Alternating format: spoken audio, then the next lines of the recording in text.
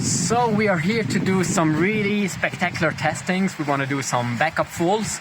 That means with some scissors we're gonna cut the line here while I'm standing on the slack line over there. And we want to compare different scenarios and see how far do I fall, how big are the forces in the backup, and so on. And of course do some spectacular videos of the whole thing. So what happens if we cut the main line and fall into the backup of a Highline? We've tested that. We've used the Slactivity Pink Tube Type B as a main line. This one got connected with a 6mm quick link and an overhand nut to the backup line, which was half marathon.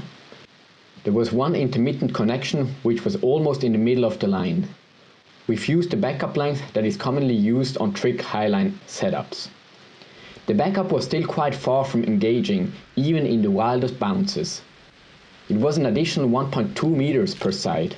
Overall, 2.4 meter additional backup on a 61 meter Highline. If you look closely, you can see in the slow motion videos how the intermittent connection is being pulled to the left.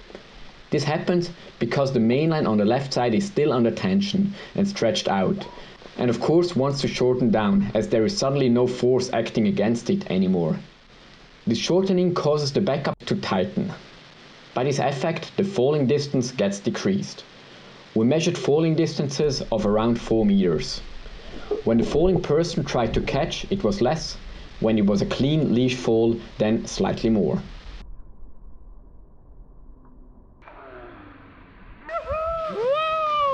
Looking at the results, you can see that the tension of the main line is not always the same. The big variety has been caused by fast changing weather. We had sun, snow falling and rain.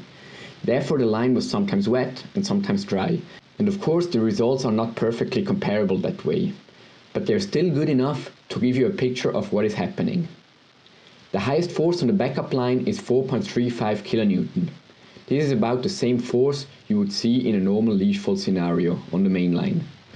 This peak stands out because it is much higher than all the other forces measured on the backup. This high peak was caused by Nicolas, who is the heaviest of our Highliners, with a body weight of 80 kilos. And unlike most others, he had a really clean leash fall, without being caught in the webbings while falling. The forces acting on the body were only measured once in this setup. A dyno weighs almost 1 kilo and is made of metal, and we were scared of hitting the dyno uncontrolled when falling, if we had one attached to the leash. Therefore we only did this test when Ruben was sitting below the line. It reached a peak force of 1.66 kN, with Ruben being 64 kilos. This is equal of 2.6 G, 2.6 times the gravity force of Ruben.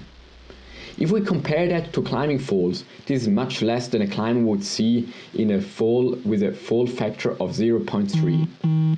But of course the impact force is also lower if you drop from a sitting position and not from standing.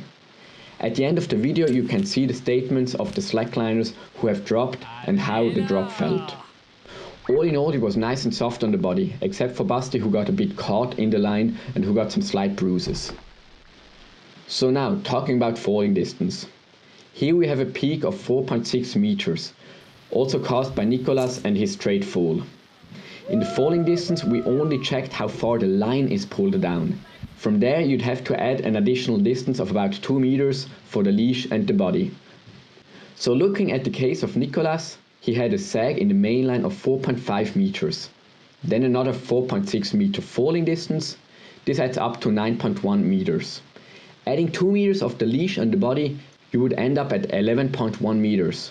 So if this line would have been rigged at 11 meters height, Nicolas would just have touched the ground in his fall.